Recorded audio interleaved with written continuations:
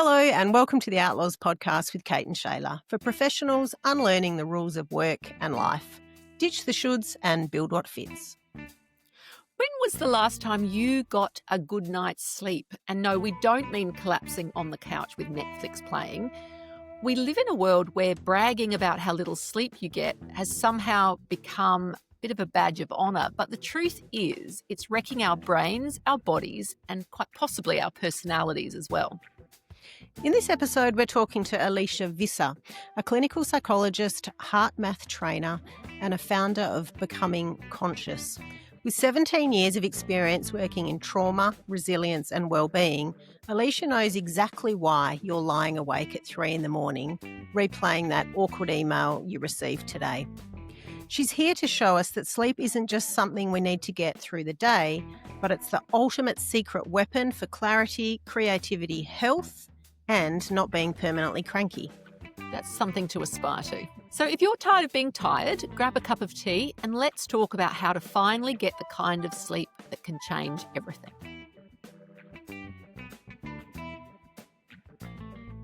Hello, Alicia, and thank you so much for joining us on The Outlaws today. Thank you, Shayla and Kate. It's an absolute pleasure to be here. We're super excited to have a clinical psychologist. I feel like that raises our bar a bit, doesn't it, Kate? That just makes us feel much cleverer than we actually are. So, yeah, thank you Says for the coming. lawyers in the room. Isn't there that old joke too about one psychologist saying to another, "You're fine, how am I?" Yeah. So tell us a little bit about your career, Alicia. So I have been a clinical psychologist for almost 2 decades now. And across that time, I've worked quite extensively with, first responders. I worked for WA Police. I worked for the Department of Defence. I worked in the general community. I've worked in the NHS. I worked in training. I've worked in mine sites. Essentially also specialised in probably trauma for most of my career, as well as people in high stress work environments and complex work environments. And look, I became a psychologist because, as the old cliche goes, I wanted to help people. And I really did. And that's why I got into it in the first place. That and my absolute fascination with the human mind and how it actually works. And it was a rewarding career. Some of the people that I got to work with were absolutely amazing human beings, just in the work I did, but, my clients. And, on paper, it was a amazing career, stable. It was, as you say, it was very prestigious. Yeah. It comes with a lot of, kind of expectations, and it was meaningful work. Yeah, right. And so, but you're not in clinical practice anymore. No, I'm not. But to be honest, as much as I loved the work and I loved, the people and what I was doing and the difference I was trying to make, over time, I ended up burning out. I gave so much of myself to others. There was, that cumulative exposure to trauma across those years. There was organizational issues and pressures. Sometimes when I think back on it, I worked in mental health, yet I never really had a psychologically safe workplace. There was so much expectations, there was so much pressure, and, I ended up running myself into the ground. I was running on empty. I told myself that, I was resilient, that I could do this and I could cope and I could get through all of the things and I could handle it all. And I ended up with, I was headaches every day, chronic migraines that ended me up in hospital, my gut issues, fatigue that, I just couldn't kind of shift. And it got to a point where, the moment for me was we had someone new start at my work and they came in from a completely different environment. And she said to me one day, she's like, this isn't normal. Right. And I was like, what do you mean this isn't normal? And it was that, it sounds so simple, but it was that little question that made me go, is it normal? Is there another, is this actually the way that it needs to be? Is this actually what I should be doing? And I started to ask more questions, I started to question everything, how I was living my life, how I was actually serving other people, what it was costing me in terms of my health, in terms of my joy. I became more aware that, I wasn't as compassionate as I'd like to be, that, that kind of well had run a little bit dry. The game changer for me was actually resetting my own nervous system which I did through Heartbrain Coherence. That was the thing that of all my psychological tools that I've ever used in my entire life, was the thing that made the biggest difference to me being able to actually move out of that state of survival and just reacting, to actually be able to step back, re-regulate my nervous system so I could actually then see what up until that point I couldn't see. From that point of that person asking me that one question that actually opened my eyes, to actually then starting to put things in place to shift myself out of that state so I could see what I couldn't see before. Yeah. And then actually go, you know what? I don't have to live this way. Yeah. I don't have to follow the rules anymore. I never actually had to follow the rules. That was always a choice. Yeah, I made that choice myself. Powerful I didn't moment. realize I was making it. Yeah, but such a powerful moment to have that realization. Yeah.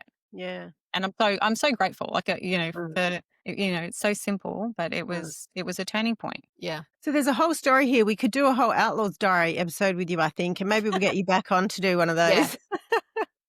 But we really do want to chat about sleep today, because I think it aligns so well with everything that you've just said. Because I think what we often see as professionals is that they're exhausted on so many levels. And sleep, certainly for me, and I think for you as well, Kate, it's a bit of a trigger, really. If I don't get enough sleep, the whole world falls apart, honestly. Yeah. So we're really interested in, I guess, you sharing with us what it is that you know about sleep. It sounds so simple, right? Why is it so hard? Why is sleep so hard? Why is sleep so hard? Well, like you said, sleep is simple in design.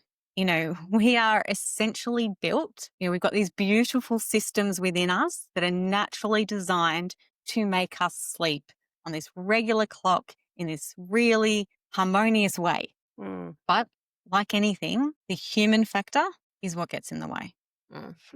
It's governed, sleep from a biological perspective is governed by two systems, our circadian rhythm, that 24-hour kind of clock, and our sleep drive. How long has it been since you've actually slept? But we, whether or not it's so many things that we do that naturally disrupt those biological systems. Our exposure to light, fake lights, screens, tech, all of those things. Our erratic routines that we, engage in on a day-to-day basis. Sometimes working up to 10 o'clock at night and then going, I'm going to go to bed in, 30, in half an hour, and expect my, whole body to just, do what it's meant to do, because, sacrificing sleep, all the other things that we deem to be more important. When we do all of those things, all of those, conditions and behaviors, we disrupt those natural biological systems and sleep becomes difficult.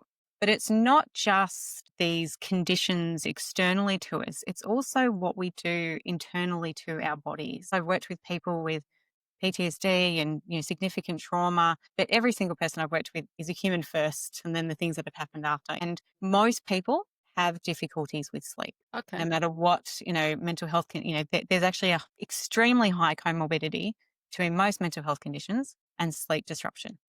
Interesting. And even without a mental health disorder, recent research is saying like 75% of us have difficulty sleeping. And that's the people that are actually willing to report it. So the challenge is, in addition to just these things that we do that disrupt our natural rhythms, there's also this, we're constantly always on. There's a constant level of, almost like this integrated stress, and that ranges for every single person. But when we're in this state of being on, it's really hard for our mind and our body to actually switch off. And that's why something so natural has actually become a daily struggle for most people. So there's obviously a physiological component and there's a psychological component as well. So how do they interact? Well, they're constantly interacting. So the body kind of sets the stage, as I said, through that kind of circadian natural rhythm and the release of hormones. And the two primary hormones are melatonin and cortisol. Yep. Now, we typically think of cortisol as like, that's the stress hormone, which it is. But cortisol is also our wake-up hormone. So cortisol actually rises in the morning and wakes us up. That's what it's designed to do. And when it wakes up, melatonin goes down. Melatonin, on the other hand, is our sleepy hormone. So in the evening, melatonin rises and our cortisol should fall. That's how it's designed. Right. But if we're in a frequent or, constant state of stress. And as I said, it doesn't need to be a lot. Like it doesn't need to be this high, trauma level of stress. Sometimes it's this low grade. I think you mentioned earlier, that waking up at 3 a.m., I'm just worried about this deadline or something else that's happening in my life.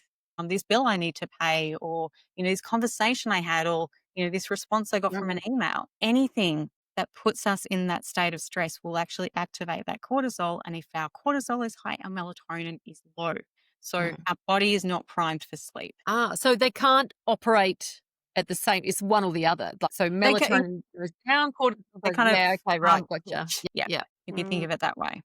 And our body and mind are constantly interacting. So if you think about, if your mind is stuck in that loops of, stress or rumination or worry, and we're creating this state of stress, we're disrupting our body's natural process. And then I'm guessing, so, I mean, if I've got this right, then the more stress you're under, then the more your cortisol is rising because you're mentally stressed. And so that means that your melatonin can't kick in. Yes. So yeah, it won't be at the level it needs to for you to actually sleep. Yeah. I mean, the other piece of it is if you think of it this way, if you're in a state of stress, well, so if you're worried about something, if you're ruminating about something, if something's going wrong for you, you essentially activate what's called your flight, fight, fawn response. Most people have heard that. It's our threat response. And the challenge, and that's, an evolutionary thing that, and it makes sense, if a bear's chasing us, of course we want to run away. Of course we want to fight the bear. That's what we need to do. The challenge is that our brain doesn't know the difference between, one, something that's in your mind versus something that's actually a threat in the outside. But also it thinks of a deadline that you may or may not miss as the equivalent of, the bear chasing you through the woods. It doesn't actually, the same physiological response will occur. So you'll get that shot of adrenaline, you'll get that shot of cortisol. And it makes sense that wakes you up because you shouldn't sleep if a bear is chasing you. So can I ask as someone who's going to give away their non-scientific background, adrenaline and cortisol, are they subcategories of each other, or how do they fit together? They're different. So adrenaline, and both the adrenaline and cortisol will actually increase through the stress response. So they're different, coming from different places within the brain, if that makes sense. Right. Same process, but same. So that sounds all pretty depressing, right? Because we're all stressed all of the time. I mean, there's not that many professionals who would be in a job that's not stressful. If they are, they feel like they might be superhuman. So is that as depressing as it sounds, or are there actually ways in which we can, I guess, teach our brain maybe to not raise? I mean, I think there's two elements, right? Is that I think what often happens now in the professional world is there's just pylon on pylon on pylon on pylon in terms of what it is that people are expected to do. The urgency of things. I often think there's like this manufactured urgency, that someone's decided we should have something done by this date, and therefore, that just creates a whole heap of stress that maybe it doesn't even need to. And also just in the rest of the world and in the rest of your life, there's all that kind of urgency as well. So I don't know, like, what are we going to do? Is there a pathway out? It's really not as hopeless as it sounds. And there is definitely things that you can do.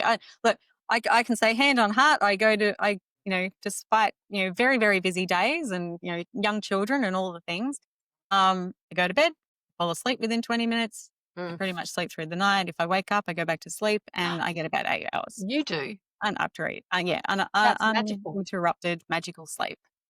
But I've been working in this area for 20 years. So I've got two things under my belt. I've got the psychological knowledge. So I've been treating people with sleep issues for many, many years. And for me, I've also got the magic bullet.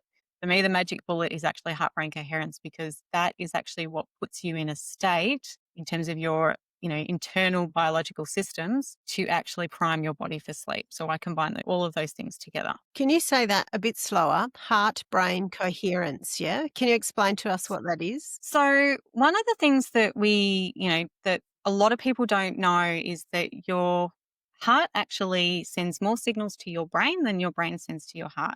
So as a psychologist, I was told that your brain runs the show, but actually your heart is, much more than just, a pump. So heart-brain coherence is essentially synchronization between your heart and your brain rhythm. So when your heart is ordered and rhythmic, what it does is it sends these coherent messages to your brain. Your brain then interprets that through the amygdala as a sense of calm, a sense of peace, and that then causes the associated hormones to be released. Now, if you're in a state of incoherence, so you've got incoherent heart rhythms, that's the message that's being sent to your brain. And your brain, your amygdala, interprets those as stress, anxiety, fear. Now, what happens over time is that because that is the primary message that's if you're incoherent and, because of a long, chronic stress or, as you said, everyday stress that we are in, we are often in a state of incoherence. So that means that that's kind of our baseline. So every day we're kind of living in this low grade, or too high grade sense of stress, anxiety, and what people typically refer to as negative emotions. And if we're constantly in that state, our brain then goes, this is the normal. This is the way it is for me. And it becomes our baseline. So what heart-brain coherence teaches us is to actually move our heart rhythms into a state of coherence to send the right messages to the brain to actually create a state of coherence and synchronization within our brain. So you're talking actually, if I've understood this correctly, about physiological phenomenon of the heart. When you said heart-brain coherence, I actually assumed you meant emotion. The It's heart kind of both because it's a physiological thing. Right. How do we regulate our heart rhythms? So two ways. It's actually really basic technique. Yeah. So the basic technique is kind of two simple steps really. You focus your attention on your heart. So what you do is you drop your focus out of your brain into your heart, because obviously when we're in this bit, we're overthinking, and where your attention goes, your energy flows. So that's why a lot of people say focus on your breath. That's why a lot of the techniques, the basic techniques, grounding, general breathing, mindfulness, it's focus your attention where you want it to go. So when you focus your attention on your heart and then you slow down your breathing and imagine your breath is going in and out of your heart, you also that's how you actually start to slow your heart rhythms down. Yep. Okay. So that's the first step, shift in focus, slowing down that breath. And that's that first thing in actually creating what we call a sense of safety. Your body then knows I am safe, and it goes into a more coherent heart rhythm. And when you become more coherent, that actually sends those messages to the brain, and then your brain actually functions much more effectively. You're right. I wouldn't even know how to concentrate on my heart, I don't think. I've ever done that in my life. Like, that would take a bit of thinking. So one of the really easy tips to do is just literally put your hand on your heart and just imagine your breath is going in and out of your heart. Like anything else, it's practice. I think Kylie Minogue had a song about that. Put your hand on your heart. I'm pretty sure you're right. Kylie is wise. Okay, Yeah. don't get me to sing. No, that's okay. I was thinking, I heard those words, put your hand on your heart, and I wanted to say, and tell me. Then I was like, oh no, that's Kylie Minogue. I've seen her in person. She's stunning. But anyway, that's very exciting. The other benefit with this particular technique so it was actually pioneered by the HeartMath Institute. They've been researching it for 30 years. And that's one of the reasons why, I'm a little bit of a science geek. I only like things if they've got, kind of evidence and I understand the science behind them. So they've been researching it for, over 30 years now, and have a number of studies, a lot of studies specifically around the impact on sleep in terms of the potential for it to improve that. So that's why I kind of, that's how I got into it initially. And then I actually became a trainer, and that's why I'm a HeartMath certified trainer. And that's why, for me, it was about bringing those things in with the traditional psychology, because it can be really hard to do all the things that you're meant to do to improve your sleep when you're in a state of stress and arousal. Yeah. Well, it's very chicken and egg. Yeah. And it's actually kind of break the chicken egg cycle and actually focus on something else that can come from that. It's like the starting point.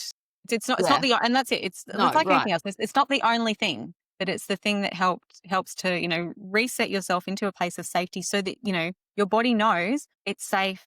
I can sleep. I can do the thing that I'm actually programmed to do. And then when you add it with all the other things that work really well in traditional what we call cognitive behavioral therapy for insomnia and sleep disturbance, then those things are much easier to actually put in place and they have a lot more effectiveness. Gotcha. Right. Yeah, right. So I think lack of sleep is sometimes a little bit like a busyness where people wear it as a bit of a badge of honor, or, oh, I was up until whatever time working and you're Mm. supposed to be impressed by that. But tell us about what it is that lack of sleep means essentially. Like, what does that mean for an individual person? How does that manifest in their lives? Sleep is foundational for everything. The thing is, sleep's not passive. We kind of think we go to sleep, we sleep, we switch off, the lights go out, nothing happens, right? But it is actually one of the most active times for the brain and the body. This is when our memories actually consolidate. This is how the information that we have brought in through the day actually gets laid down in the brain so we can actually then recall it and use it effectively later. This is the time when toxins, all the lovely things that we put into our body so kindly Yeah. get cleared from our body. This is actually the time, throughout the day, our hormones are all over the place most of the time because of the things we're doing and the responses to our environment. This is when our hormones actually return to that perfect homeostasis. This is when they rebalance. If you are skipping sleep or sacrificing it, you're not gaining anything. You're actually robbing yourself of that potential capacity, that ability to function effectively. There's, many times, and I've shared this before, when you are, haven't had sleep for 17 to 19 hours, it's the equivalent of a blood alcohol level of 0.05 in terms of your cognitive functioning and your motor functioning, right? Yeah. Go to 24 hours and we're 0.1. I don't know if anyone's done a, breathalyzer of themselves, but for me, that is not good functioning. I'm not allowed to drive a vehicle. So am I really going to be as good in that meeting? Am I really going to, if I'm sitting there at 10 o'clock at night, I haven't slept for 20 hours and I think I'm going to do some really good work when, technically I'm a little bit punch drunk. Yeah. Right. It makes me think of young medical professionals where there is that. I don't know if it still exists, and I certainly know there's been pushback from young doctors about that requirement that, that's kind of what we did, you do it too. There is this expectation of, working these shifts that go on and on and on, even though the impact of lack of sleep, what it must have, again, you're young, you're not necessarily young, but you're new to the profession, you're still learning, you're in a very high stakes environment and you can make mistakes that can be literally fatal because your reasoning and your brain function is impaired because of the shifts that are being expected of you. So, but Alicia, there's people who look famous kind of, politicians. I know Margaret Thatcher comes to mind, and who was supposed to have existed on 3 to 4 hours sleep. And you often hear, I shan't name current leaders who have said that too. I know where you're going with this. Yeah, but is that true? If you're... We need different levels of sleep at different ages. It's generally, higher when we're younger, but most adults require, for all the things that we need biologically to take place and to get adequate rest, we need 7 to 9 hours. So you might need 7, I may need closer to 9, somewhere in that bracket. For those people, and I've worked with police and defense, and high level CEOs and all the things, and they're like, no, I don't need that as much as everyone else. And I'm like, can you imagine how amazing and productive and effective you would be if you actually got the level of sleep you needed? So it's not about the fact that I can't function, because that's one of the, one of the other sides. Often we worry that we won't be able to function, if we don't get enough sleep. And that's one of the things that can impair our sleep, because we're so worried about getting sleep that we end up creating that sense of stress about what's going to happen tomorrow if I don't sleep and if I don't get enough and I don't get my 7 hours. So we actually then rob ourselves of sleep in that particular way. So we can still function. I've got kids. You can be up all night and you can, have a couple of hours and you can keep on powering through. You're just not powering through well. Yeah. And they're just often the people that are saying, I can survive on 4 hours, they are highly intelligent, highly capable, but they are doing their body some serious damage. Yeah. And so it catches up eventually, that kind of... It catches, it will catch up. They might not know what impact it's actually happening internally. If you think about the impact on its toxicity in the body, Mm. the ability for, the hormonal balances, in 10 years time when they suddenly have this physical health condition, they're like, oh, how the hell did I get that? Well, Yeah. it's because of the sacrifices you make. Yeah, So it right. really does feed into physical ailments as well, is what I'm hearing you say. Yeah. There's like rest and restoration. Mm. That's what rest gives us. Mm. Our body needs to heal. Like it's actually, because every other moment of the day when we're awake, we're expending large amounts of energy. Mm. And often our cortisol is high. And that's the other thing. So when our cortisol is high and we're responding and we're awake and all the things, that actually also has a direct and immediate effect on our, immune system. So if we, again, don't have enough sleep, then we are also affecting our immunology as well. So it has dramatic impacts for our, health and well-being. Yeah, so not just Mentally. psychological, but also physical health.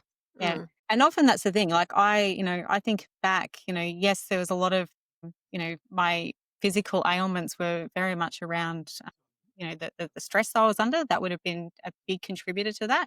But also the fact that, I was waking up multiple times a night. I was not getting enough, like I wasn't getting enough sleep. I wasn't, Mm. so that would have also been taking its toll on my body.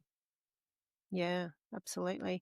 So I guess, and you've maybe answered this question that I was going to ask, but for professionals who are out there who really just feel as though sleep is wasted time and they could be doing far more, in inverted commas, productive things than sleeping, what would your response to that be? There's nothing more productive than sleep. Yeah. Mm. Mm.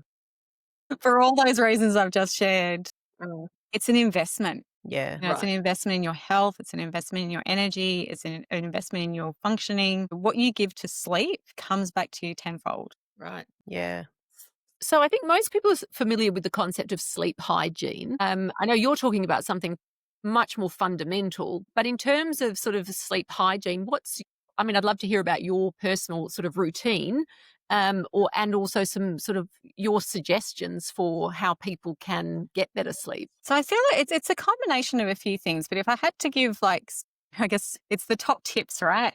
Yeah. Mm. And I'm listening and writing them down, but Yeah. I don't sleep well at all. So how can I distill this down? All right. So a few things. Consistency of timing. This is probably the one that people struggle with the most. Go to bed at the same time, wake up around the same time. Like not Yeah. exactly to the minute, but Yeah. around that. Because this is what prevents what we call the jet lag effect. Yeah. So if you go to bed at 9 p.m.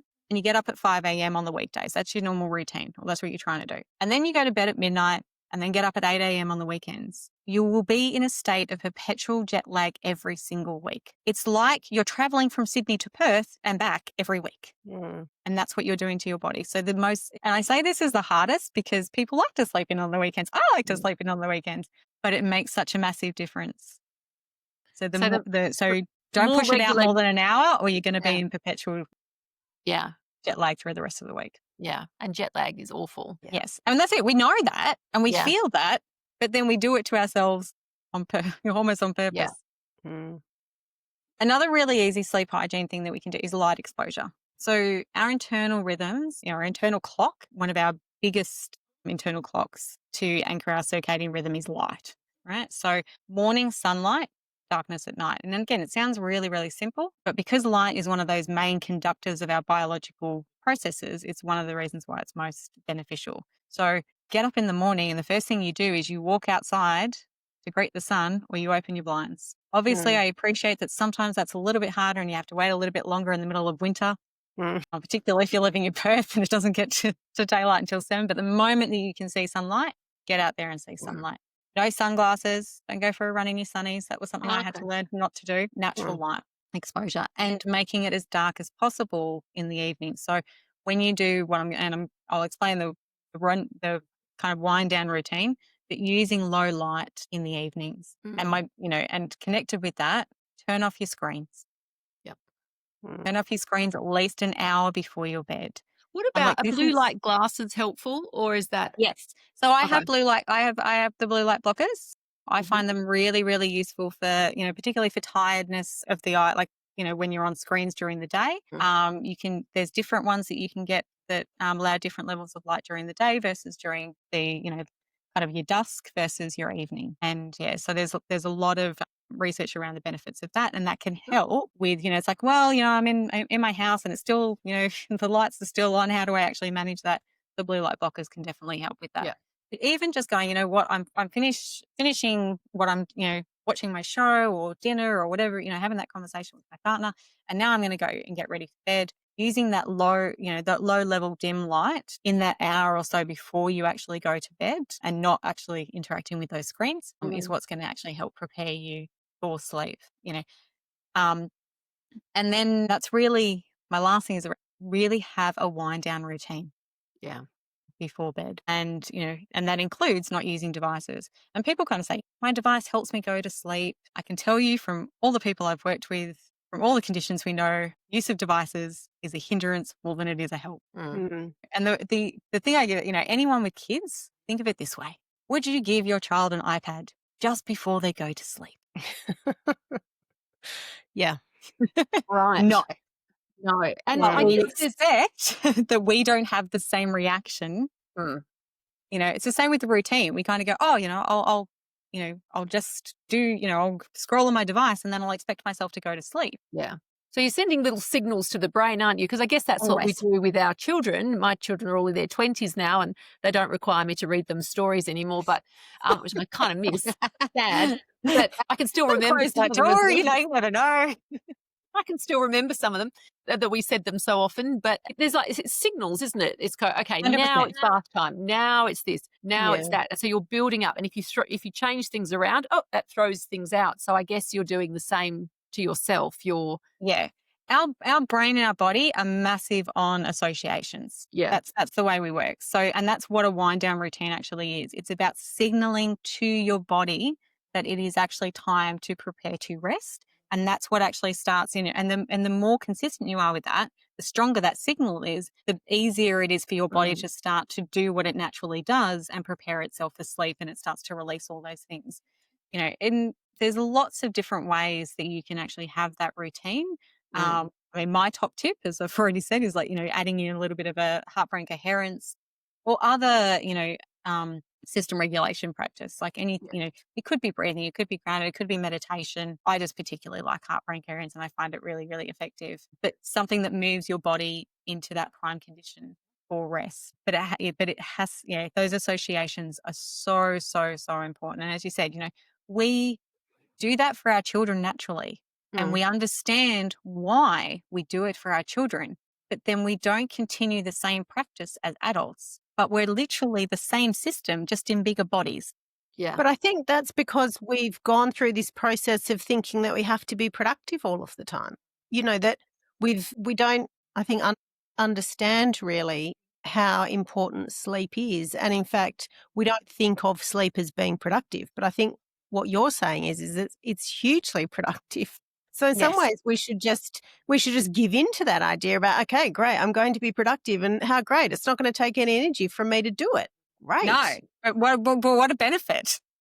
Exactly. Yeah. And I think this culture of productivity that we seem to have, always on, always needing to be productive, always needing to be achieving everything all of the time. I mean, can we think about sleep as a form of resistance to that culture, do you think?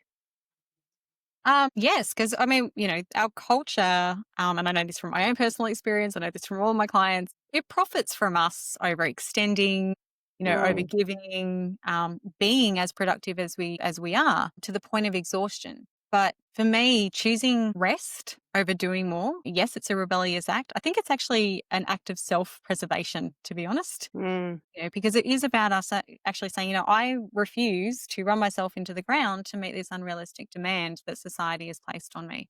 And also, I think it's about taking ownership over how we shift that understanding. Because the other thing that, we're very, very aware of is that as our sleep is suffering, so is actually our productivity. So is our ability to turn up. They call it, I'm going to say this incorrectly, presenteeism. Yes. So I'm not absent from work, but I'm there, but I'm not really there in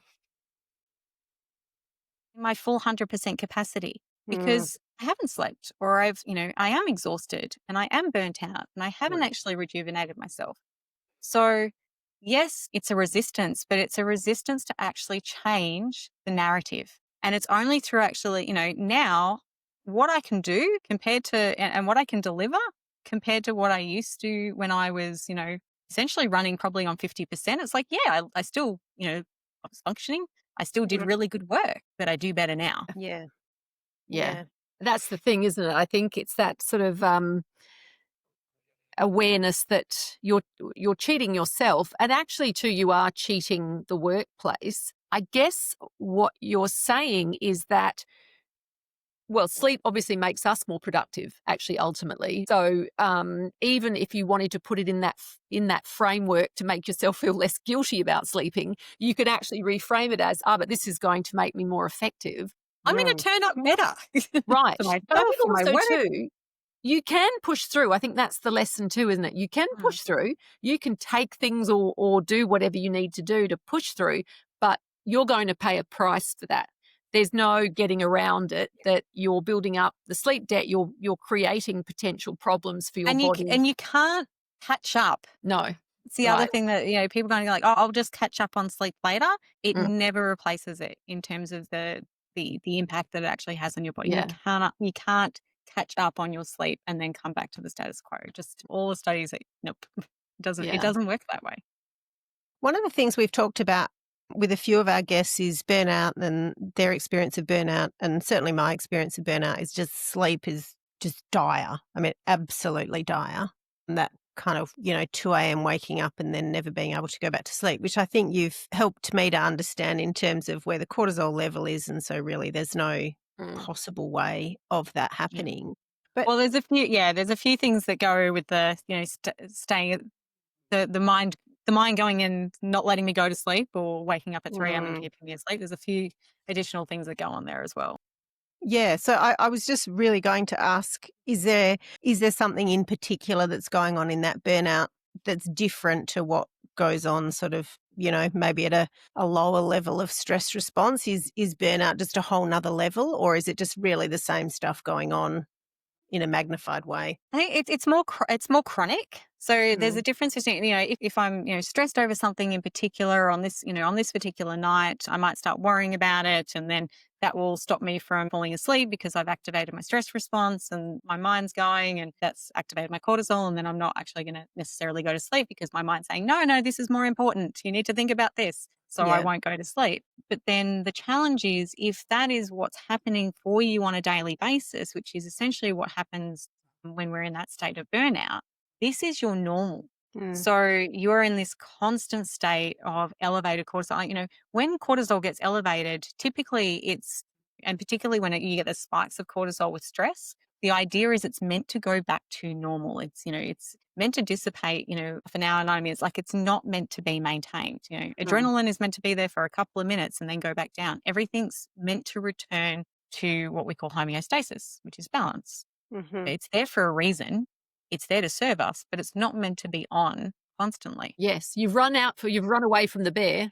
You've got away from the bear. And then you're like, okay, I got away. Okay, I can calm down now. But what happens is we actually stay in this more elevated level, like, because we're still, either because we're still thinking about the thing that was disturbing us in the first place. We had the negative experience with that meeting. And then now we're going back and worrying about that meeting. Now we're worrying about the next meeting. And, we keep ourselves in this perpetual state of, elevated cortisol arousal. And when we're in this, it can take weeks for us to actually get back to normal. And, particularly if we're in this chronic state of stress. Now, if that's just going on and on and on and on and on, we end up with this overactive cortisol response that we're just in all the time. And that's why, for people who are in that chronic state of burnout, sleep seems so elusive. It's like, how can I possibly, sleep? Every time I try and sleep, I just can't do it because your system does not feel safe to do so. Yeah, and that's where, things like heart-brain coherence or things that really re-regulate the nervous system are so crucial, because that's what actually helps us, our bodies and our systems return to that state of, to switch off again. So that we can actually then move into that, place of safety and actually be okay to sleep and safe enough to sleep. And this is okay. And then that place, all the other things like, doing the going to sleep at the right times, making sure we have those wind down, that they help prepare us for sleep. They help us to, sleep more effectively. I feel I've learned a lot actually. And I think that message about you're cheating, I just love that because it's like, no, you will make yourself more effective. And there's a lot of people, I mean, you should just be able to sleep and rest and take care of yourself because that's important. But for a lot of people, that's we not should enough. just believe that, and that should just be and that should also be the societal push, right? Right. And I remember a friend of mine put on LinkedIn once, she said, I'm taking a holiday, not because it makes me more productive when I come back, but just because it's wonderful to take a holiday. And it's like, great message. Yeah. I think, but so yes, we should just be able to sleep because it's important. But actually, I think that message that if you are hooked on productivity, sleeping better will actually, you think you're being more productive because you're working extra 3 hours. In actual fact, you will be more productive because you'll be sharper, clearer, healthier, and you will be firing on all cylinders if you are actually getting the sleep. So that's a really good message, I think. I phrase it as an experiment. All right, like, let's just test it. Go, I'm going to work on my sleep for the next month, and I'm going to give myself that space, and then that tiny experiment. The problem is you've got to retrain yourself over that time, and it does take a little bit of time to retrain. Yeah, of course, like anything else, it's it's like new habits. But think of it as an experiment. Give yourself more time to sleep. Try and work on your sleep to improve it, and then see if that's more beneficial than those extra 3 hours. Because more than likely, you're redoing some of that work that you're doing in that 3 hours that you think you're going to get. The quality of whatever you're outputting is not going to be as good as if you got a good night's sleep and then actually did it in the morning. Yeah. But you've also got the stick there too, which I like. So you got the carrot of actually this will make you more effective. But 2, the stick is you keep going like this without prioritizing sleep. Somewhere down the track, the body keeps the score, as the title of the book goes, and that it is going to catch up. It really does. Undo this. Yeah, you can't undo this with one big sleep in 10 years' time. You are putting a lot of stress on your body and causing ongoing problems and later chronic problems perhaps as well, and likely to be chronic problems for your body. Sleep is a biological need. So there's a couple of things I'll say. First, there's a reason why sleep deprivation is a form of torture. It is a biological need. We need it. So much so that, we can't go without sleep or we die. That's the reality. And the studies have shown that we actually need sleep more than we need food. We'll actually die from sleep deprivation before we'll actually die from hunger. Incredible. That's incredible, I reckon. Oh, when I read it, I'm like, really? And look, the food thing is also about, how big you are and your food resource and all of those things, but we just can't survive without sleep. And the reason we can't survive without sleep is because of what it actually does for our physiological system. It's a need. It's not a reward. It's not something we get for all the effort that we put in. We don't earn the right to breathe. We don't need to earn the right to sleep. But that's such an important statement because that's how we treat it, right? We've done lots today, therefore, I can go to bed now, isn't it? It's like it's not a reward. It's a biological need. It's rest is not sleep is not a reward. It's a biological need. Yeah. I think that's a really important way of thinking about it because that is not how we treat it in society. The same as, and it's I know, nice to have.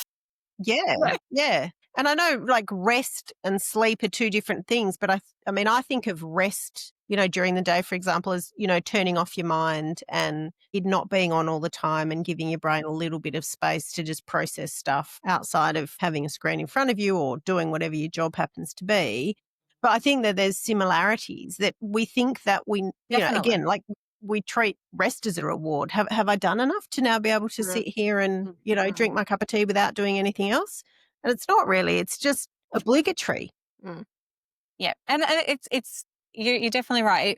Rest and sleep, yes, they give us different things, but rest also potentially particularly periodically throughout the day, actually having that moment to switch off and to reset our systems is imperative because that's actually what stops us from getting into that chronic state of survival. We need to do things throughout the day to let our bodies return to its natural balance. That's what it's designed to do. If we let our body do what it's designed to do, it is magical. Yeah. It is amazing what it can do, but we disrupt it and we push through and we do all these things that, make it work much, much less effectively than it's designed to do. Yeah. And so that was really, I guess, going to be my question to finish up was there will be people who are listening to this and go, well, that's all very nice, but I've got a very high pressure job. I've got a lot going on. We've got financial pressure. We've got family pressure. We've got all the things that everyone has. Yeah, that's nice, but I don't get to spend time with my hand on my heart and, connecting with my heart. I don't have time to do that.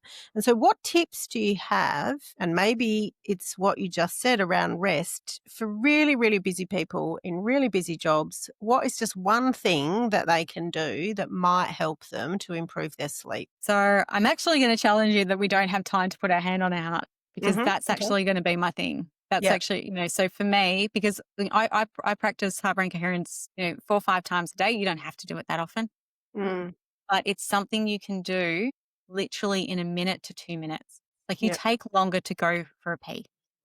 Yeah. It's the way I kind of look at it. And we wouldn't stop ourselves from doing that. We recognize that that's something that we need to do, and we give ourselves, time to go to the toilet and do what we need to do. Yeah. So it's almost like it's shifting that belief system that, you can actually give yourself that couple of minutes every few hours to go, I'm just actually going to reset my system. Knowing that, as we said before, it's a gift to yourself. It's a gift to you actually being clearer, more focused, more energized. So literally by, and it doesn't have, as I say, it doesn't have to be, heart brain coherence. It can be, just a couple of minutes of, deep breathing, grounding practice, just going outside and standing, with the sun on your face, just for a moment. But giving yourself those moments to actually allow your system to come back into balance. Obviously, the more active technique, the more benefits you're going to get.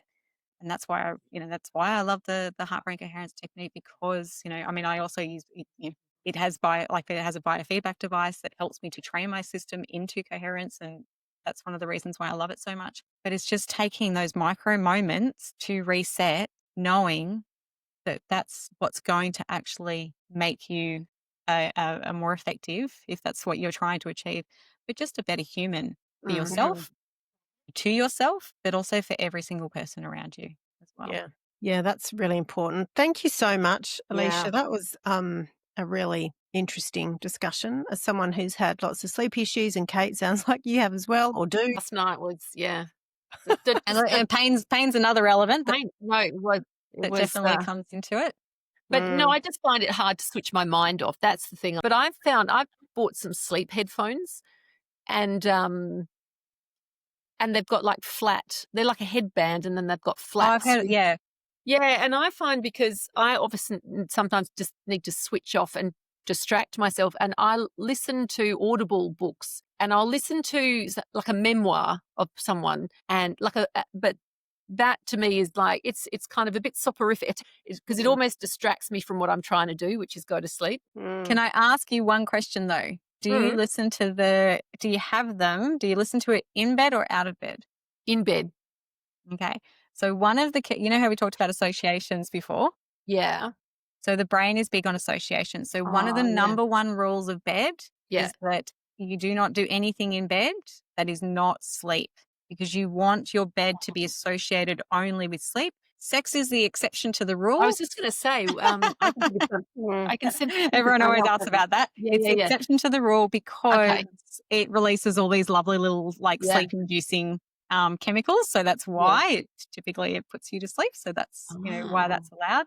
But otherwise, you don't want to do anything in bed that is in any way active. So it's not about not doing what you're doing. It's the same as reading. We've all been that, gotten to the end of the chapter and we just push that little, more through, and to try and read a little bit more, and then we end up not being able to get to sleep after we put. So we shouldn't be reading in bed. Not reading in bed. Not doing anything in bed that's not sleeping. Not sleep or sexing. Or sexing, yes. So what the recommendation is, you sit near your bed, so have a little chair or something beside your bed.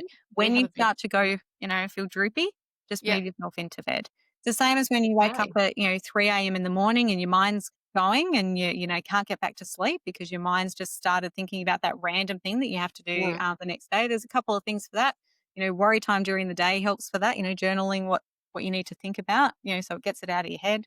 But getting out of bed, doing something like, you know, listening to the audio book, something that's low light, something that's relaxing. Okay. I get out of bed and I'll do, you know, in the past, back in the day, I would, you know, get out of bed, do my heart rate coherence. And when I felt drowsy, return to bed. One, Right. because you're putting yourself in a state that then is more conducive to sleep, getting your Ah, mind to switch out of the loop that it's been in. right. And it also stops that association. So the Okay. association of lying in bed and being awake, because that's what we don't want. We don't want any, you know, you know, because otherwise our body gets confused. It's like, oh, Yeah. go to bed and that's where I worry. Or I go to bed and that's where I think about this thing. I go to Yeah. bed. Or I go to bed and I listen to Barack Obama tell me about how he drafted some treaty. And there's always someone that will say, Right. no, you know, reading a book or doing those things, you know, does help. The association often does help. But for anyone with any sleep issues, don't associate anything. Okay, that's good. You know, I'm going to try that because I do have an armchair in our bedroom and it's over by my husband's side. So I actually might just give this a try. I'm going to give a tiny experiment because you were Yes. And that's suggesting. what I'm saying. Don't take I'm gonna anything for move the gospel. chair Just to my try these side. things out. Yeah. Just do experiments. Yeah. You know, And and see. see, you know, but do it for at least a week and see if there's any change. Oh, okay, cool. Because Yeah. you know, because typically, you know, so kind of measure your sleep beforehand. You know, get an idea of where you're at. Do the experiment, test out the new strategy, and then go, okay, is my sleep better? Yeah. If it is, then you've got your answer right there and then. Okay, that's really good advice. I will give that a try. I think my brain is definitely hooked onto the association now, such that I would find it hard to get to sleep without listening to something. Yeah. So, but I'll just try. I'm going to move the chair, and I'm going. And that's to, it. You're not taking the association away. You're just moving from the position. location. I'm going to move to that chair. I'm going to make it snugly and comfortable with a blanket or something like that. And okay, that's a great idea. All right, I'm going to give that a try. Yeah, it's a key thing, particularly for those middle of the night wake ups. Yeah, yeah. Well, I'm used to just kind of having them on if I wake up. To switch it back on, you can sort of time on an Audible. You can do a timer. But to switch it on, and then I'll often fall asleep before the end of it. But my brain's obviously now going, I'm awake, don't think, be distracted. Yeah. But it's actually just, what's the word?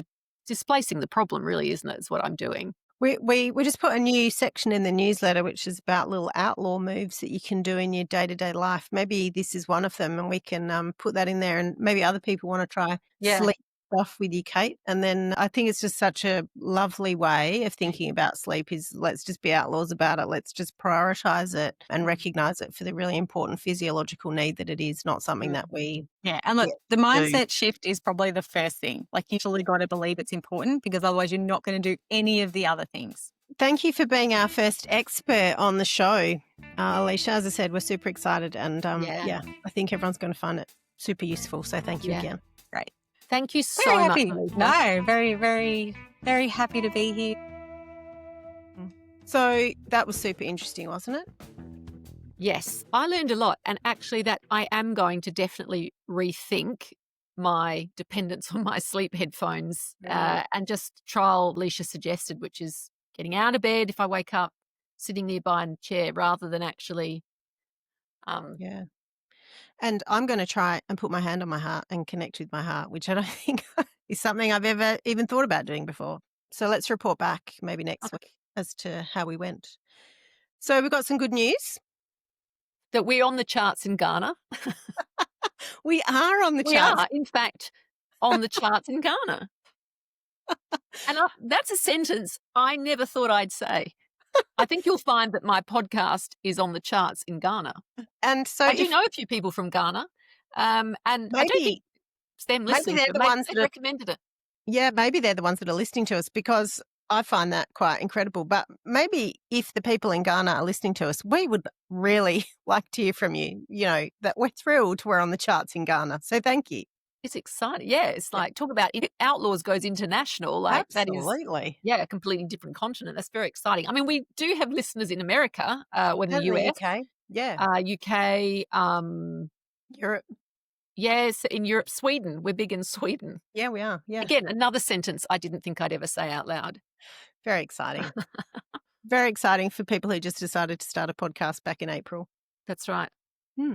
That's right. So our news is that other than being big in Ghana and Sweden, we're almost coming to the end of season 1 of the Outlaws podcast. We're doing 20 episodes, and this is episode 19, so our penultimate episode. I love saying that word. It's such a big grown-up word to say. Next week, we're going to do a recap and just kind of look back and think about what we've learned, what we've enjoyed, what we want to do more of. And so if you're listening to this and you have any ideas, we would love to hear from you.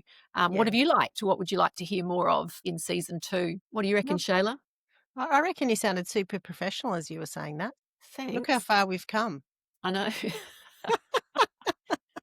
Right. But yeah, no, we would love to hear from people what they've loved and what they would like more of and what they've not liked as well. All feedback is welcome.